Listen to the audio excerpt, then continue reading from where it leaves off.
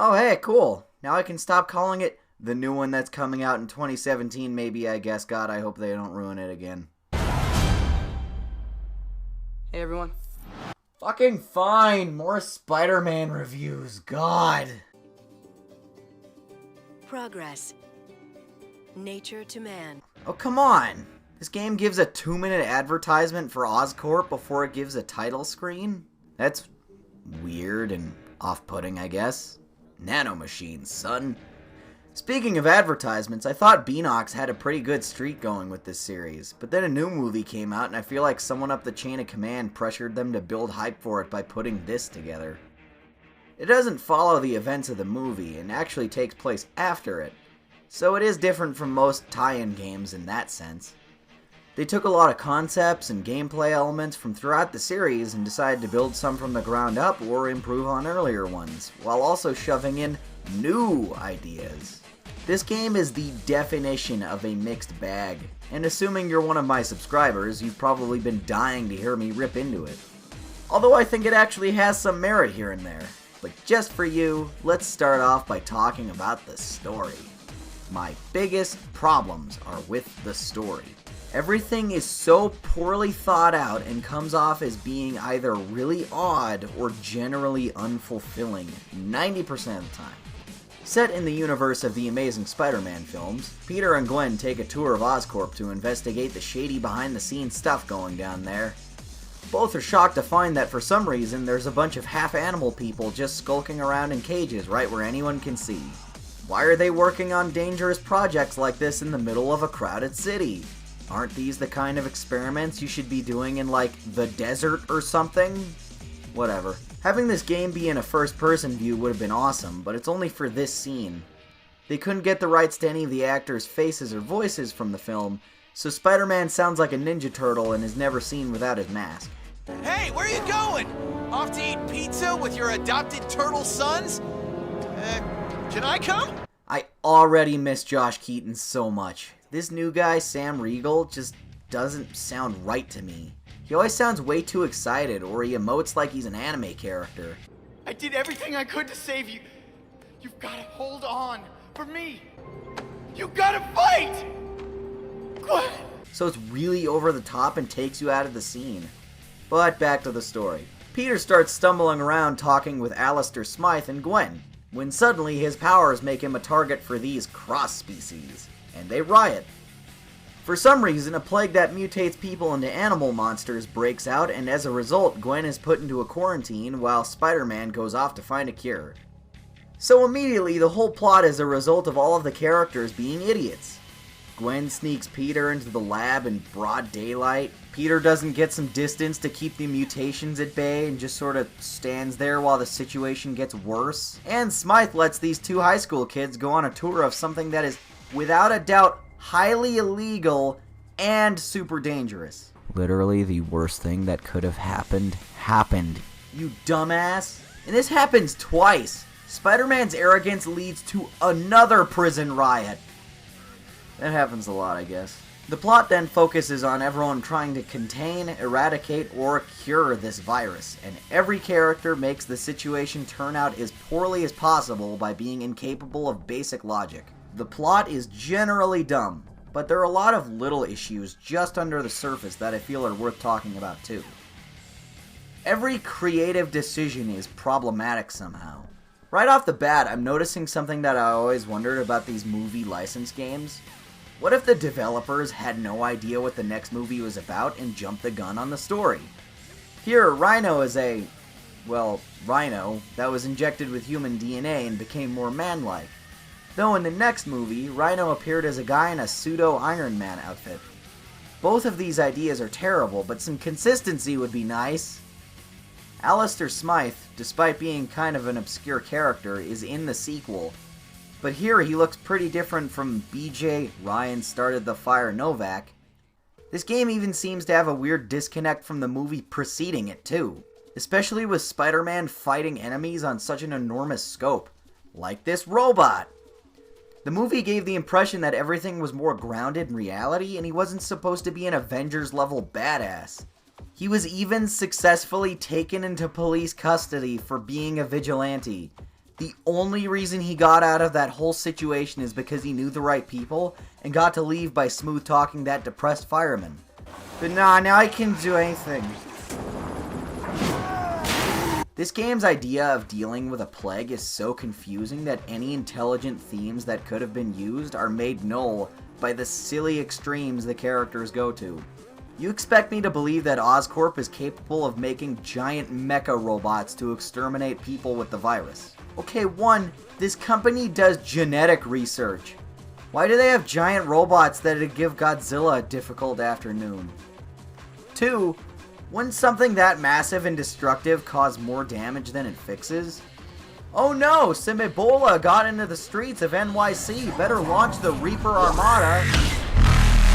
I guess Oscorp having hilarious and stupid giant robots isn't necessarily new in these games, but good lord, they sure upgraded. Peter has a base in Manhattan because he's house sitting for someone named Stan. I'll give you 3 guesses how that subplot works out. One of the other problems with the writing is also immediately apparent at the start of the game. I wish Spider-Man felt more like Spider-Man. Patients can leave their rooms. This is your fault. You gotta help me. I have to help you? You tased me, bro. Ugh, no. There's something so off about his personality, and 90% of his dialogue is confusing in some regard. If I ever see another air vent, gotta stay up high. Use the ventilation ducts. I do love me some ventilation ducts. Why is his opinion of ventilation shafts so inconsistent? And he keeps flirting with Asian reporter Trisha Takanawa for some reason. You're that reporter on TV, Whitney Chang. What are you doing here? I was gonna ask you the same thing. Well, good to know you like to be on top, but I don't usually go this far on a first date. You didn't try to kiss me, did you? I wanted to, but you were drooling, so. Yeah, I don't give my number on the first date. Wait, I don't... Okay. You forgetting something? Oh, I don't normally give out my number to mass vigilantes, if that's what you mean. Wait, what?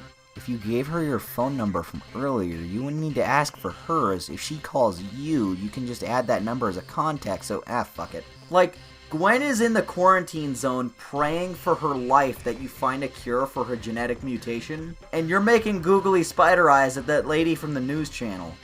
What the hell, Spider-Man, you slut? What the hell are you even doing here, Spider-Man? At least make her wear a skin-tight leather outfit and beat you up on a rooftop like that other girl. And another running theme that bothers me, this game feels desperate to be modern. Spider-Man is constantly making jokes about his social media and referencing his cell phone. I'm going. Just don't expect a friend request anytime soon. And the loading screens show you random internet comments regarding the situation and the plot. Just the internet. Well, clearly none of the developers had ever been there before because they think people still actually use the word heck. Or people on the street whip out their Sony brand phones to take a Snapchat of the guy who just stopped them from getting mugged. It's like a bad recent Simpsons episode where they try way too hard to remind you that they're hip and cool with the modern age. Ugh. Even the game map is a phone.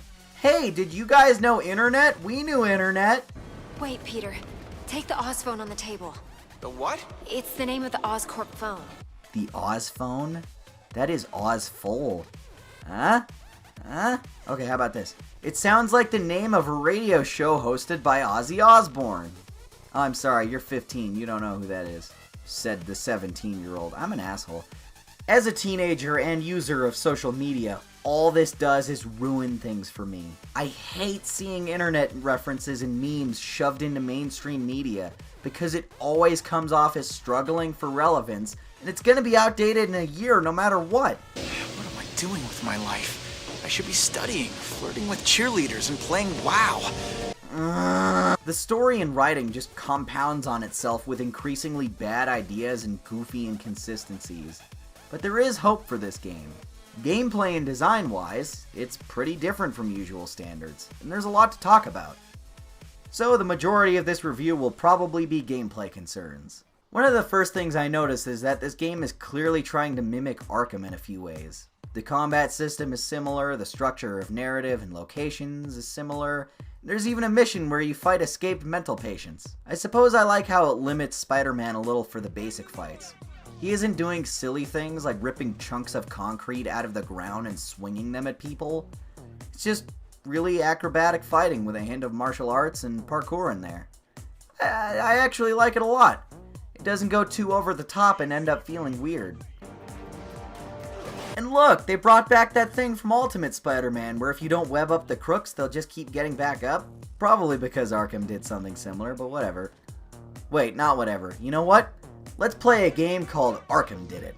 Press triangle to parry or dodge attacks. Vault over right shield guy to hit him in the back. Vent crawling. Batman's on the way. Though Spider-Man on the PS1 did that too, so they get off on a technicality for that one. Silent takedowns. Challenge mode where you can play as other characters and compete for leaderboard scores. Ha ha ha! You get the idea.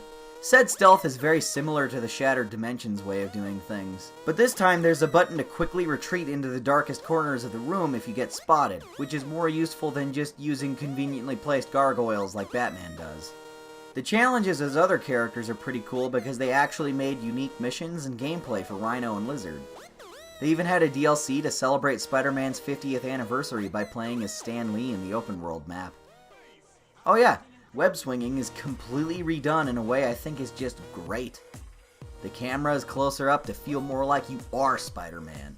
It's the difference between controlling a car at a distance or having the camera right inside the windshield. It's even easier to go up and down quickly, though that's mainly because the webs don't attach to anything. It's just shooting off into the sky. Oh, well I always just assumed Spider-Man's webs function similarly to light rays, where it will hit something eventually.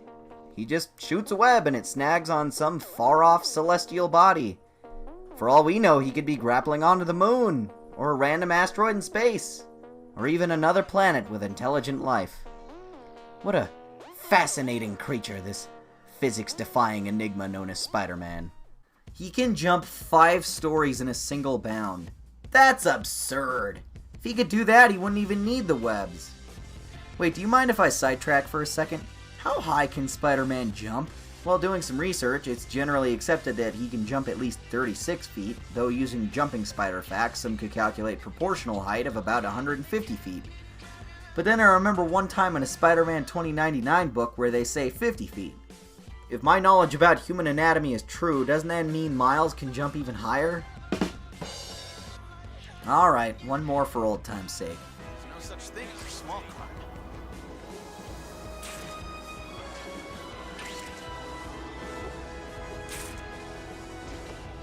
Potential theft reported, over. Time to crash their party.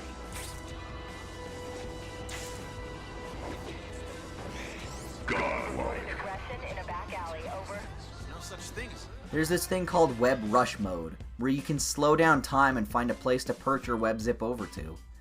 I do have to admit, I did find myself swinging around for fun more than I wanted to do the story missions. It's a blast to just go swinging around for the hell of it. Nothing we haven't seen before, but different enough that I like doing it again, especially after the last 2 games took away the free roam. And the more you do it, the cooler it looks. The web zips have so many animations and work so well, you could travel without having to swing. They basically invented 2 different ways for Spider-Man to travel around, and both are pretty awesome. Hey, isn't this the place where Spider-Man dumped the dead body of his clone? Not the clone, but another clone. The first one. And something that I think would get overlooked is the fact that they even fixed the wall crawling. The controls for that have always led to some shenanigans because the analog sticks switch directions when he comes to a corner. Now they have a handy reticle and you can move in the direction you're facing. It's nice that they thought of something small like that, being that they could have just ignored it like every other dev who's worked on this character. Although it's kinda sad when the LEGO games do a better job of recreating scenery from the movie than this does. I'm happy to have free roam back, but most missions put you back onto a linear path. I guess the indoor sections were too hard to get out of their system after the last 2 games. And while it does look okay at first glance, the open world also feels surprisingly small, despite being one of the biggest cities in the world. I can't tell if it's because the buildings are all shorter or if I'm moving too quickly, but some piece seems off somehow. It might be that Spider-Man is taking up more of the screen and now feels less like he's in the city and more like he's superimposed over it. It's a double-edged sword with that new camera angle. It has pros and cons, and I still can't decide if it was a bad decision or not. And you can entertain yourself during boring dialogue segments by splatting white goo all over your friends while they talk. I feel like I'm having a hard time picking apart the gameplay. The swinging is awesome and the fighting feels fresh. There's just something really wrong and I can't put my finger on it. I just absolutely hate something about this and I can't figure out what. Oh, I got one. Know what's better than having comic characters in the game? Taking pictures of random inanimate objects they had interacted with in order to imply that they exist.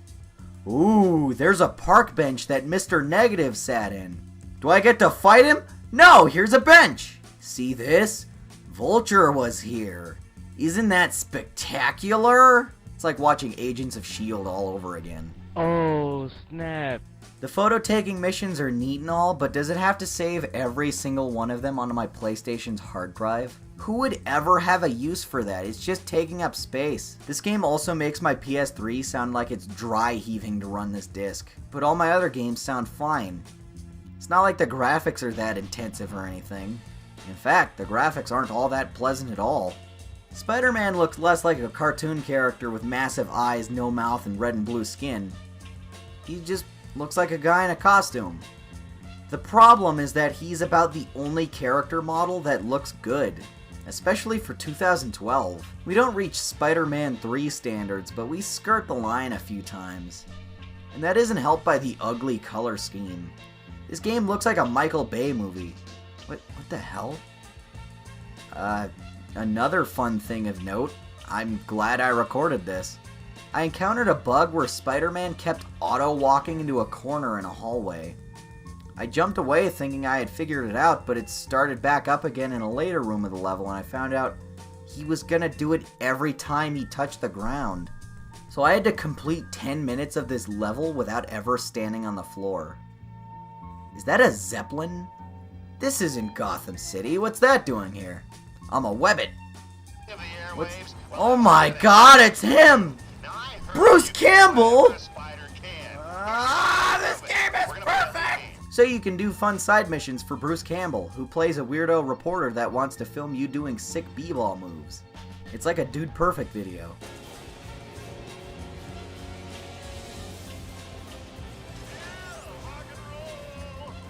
There's a nice return to a simpler time here. This one feels a lot more video gamey, if you know what I mean. You get unlockable costumes from taking pictures of these spider logos everywhere, and you can collect comic book covers like in the PS1 games. Except this time you can actually read those comics. You'll end up picking them up as often as the stupid spider tokens. You know, Spider-Man never really struck me as the type who would like comics, or even TV for that matter. I feel like he just has too much shit to do all day to watch TV or read books. Why else are his references always so dated? I also like using the unlockable costumes. Ah, fuck, not you again! I switched into the suit from the 2002 Spider-Man at the closet in the game's hub area because I was feeling nostalgic from my childhood. Well, I guess I can't change back now, can I? Shit. I'm stuck in this thing now. Which I'm sure pisses off Sony a little, but, you know, hey, it's their fault for putting it in the game. Speaking of nostalgia, one of the boss fights is almost identical to one from Spider-Man 3, though that isn't exactly my definition of a fond childhood memory. And much like Spider-Man 3, the bosses are all sort of bland. You either have dumb aerial battles with robots that would give most people motion sickness, or you do other fights unceremoniously in a parking lot. How exciting. Rhino? Fight him in a parking lot. Lizard? Fight him in a parking lot. Captain America? Fight him in a parking lot. Black Cat? We'll fight her in an underground parking lot so she can use stealth moves on you. She's the only character that wasn't rewritten to be a drooling monster. Now she's a heartless bank robber with no grace or subtlety. She doesn't even have powers. She's just got a gun and boatloads of sexual tension. Which is odd because this version of Spider-Man still isn't even 18 yet, and this adult woman is crawling all over him. Bye, Felicia.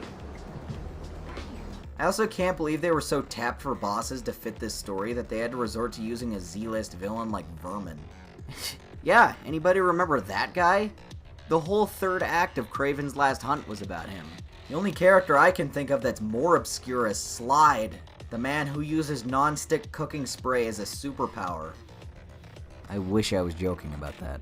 I went into this game wanting to hate it, but there are some awesome things hidden behind the lackluster story and dumbass representation of all these classic characters and inconsistent writing and attachment to a subpar movie series.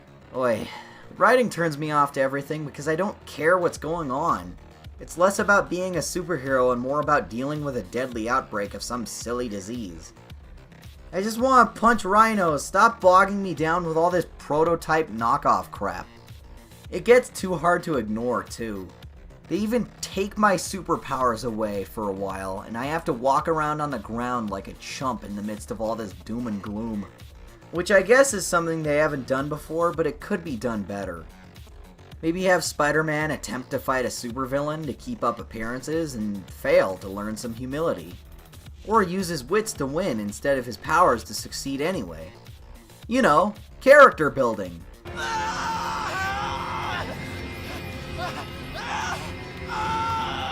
The citywide plague concept is a strange direction to take it, and I feel like that could have been done better too.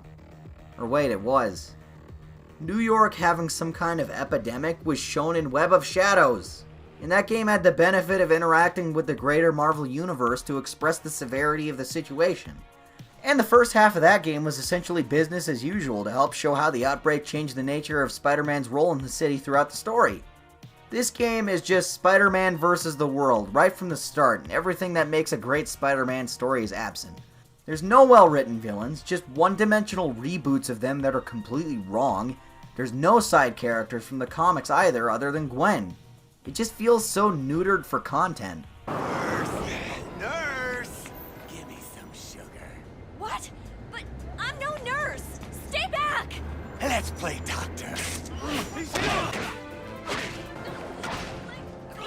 Wow, those two guys in ski masks just tried to sexually assault this lady in broad daylight in an empty parking lot in perfect view of the sidewalk and the street. Frank Castle did nothing wrong. So to sum it up, this game has some flaws that stick out, but I would still say it isn't exactly bad. It was hard to keep it evened out for this review because this game is right down the middle for me. It isn't shitty enough to hate, but it isn't good enough to love either. The gameplay is generally solid and actually really fun, if a little uninspired, so we'll give this game a pass on a technical level. But the story stringing it together is annoying whether you're a fan of Spider-Man or not. The writing and boss fights constantly make you roll your eyes and say, really? That's what they went with? The final scene is so abrupt. Why do the end credits make me think I just watched an independent film about 9/11? Just slow panning shots of New York and melodramatic music. 0 out of 10, not Call of Duty. Now here's the kicker. This game has its flaws for sure, but it's still not inoperable. There was a lot of room for improvement, and at the time you'd think they'd come back around for a sequel that addresses all of the issues, right? Right? Nope!